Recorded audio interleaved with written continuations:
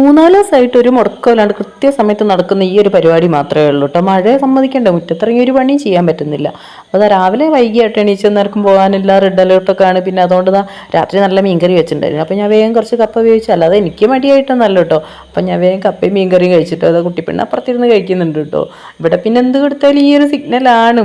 കഴിപ്പ് പിന്നെ കണ്ടറിയണം. പിന്നെ അത് ഞാൻ നല്ല കപ്പ നല്ല ചൂട് ചായ എടുത്ത് വെച്ചിട്ടുണ്ടായിരുന്നേ. അത് ആ ക്ലാമത്തിലെടുത്ത് കുടിച്ചിട്ട് നാവും പൊള്ളിപ്പോയിട്ടുണ്ട് കേട്ടോ. പിന്നെ അത് ആരാധ്യമോൾ എണീച്ച് പല്ലേക്കാനുള്ള ഓട്ടത്തിലാണ്. പിന്നെ ഇന്നലത്തെ പോലെ കേട്ടോ, ഇന്ന് മഴയ്ക്ക് ഇടയ്ക്കിടയ്ക്ക് ഇങ്ങനെ ഒരു ചോർച്ച വരുന്നുണ്ട്. നല്ല കനത്ത് പെയ്യുന്നുണ്ടെങ്കിലും ഇടയ്ക്കൊരു ചോർച്ച. അപ്പം ഞാൻ വേഗം മുറ്റടിക്ക് ഇറങ്ങിയിട്ട് കേട്ടോ. ഈ മഞ്ഞപ്പൂവ് കണ്ട് ഇതാണ് കേട്ടോ, മുന്നേ നിറയെ തൊഴിഞ്ഞെടുക്കുന്നുണ്ട്. പക്ഷെ അത് കുറേ ഞാൻ വെട്ടി ഒഴിവാക്കി. ഇതെന്താ ആഫ്രിക്കൻ കൊന്നേ അങ്ങനെ എന്താ, ഇതിൽ ചെടിയിൽ നിറയെ മുള്ളുണ്ട് കേട്ടോ. അപ്പം ഞാൻ മുറ്റമൊക്കെ ഒന്ന് തോണ്ടി എടുത്തിട്ടുണ്ട്. പക്ഷെ മൊത്തം വെട്ടിക്കളഞ്ഞാൽ പിന്നെയും തെഴുത്ത് വരുന്നുണ്ട്. എന്നാലും എനിക്കൊരു ഉപകാരമാണ്. മൊത്തം വെട്ടി ഉണക്കാൻ തോന്നില്ല. കഴിഞ്ഞ ഓണത്തിനൊക്കെ എന്നെ നല്ല സഹായിച്ചതാണ് മഞ്ഞപ്പൂവ് ഇടാൻ കേട്ടോ. അപ്പോൾ കുറേ ദിവസമായില്ലേ മന്തിയും ബിരിയാണിയും നെയ്ച്ചോറും ചിക്കനൊക്കെ ആയിട്ട് നടക്കുന്നു. നല്ലൊരു പച്ചക്കറി തന്നെ ആവട്ടെ എന്ന് വെച്ചാൽ നല്ല ഈ വെറുംചോറ് തിന്നൊരു സുഖം വേറൊന്നിനും കിട്ടൂലല്ലേ.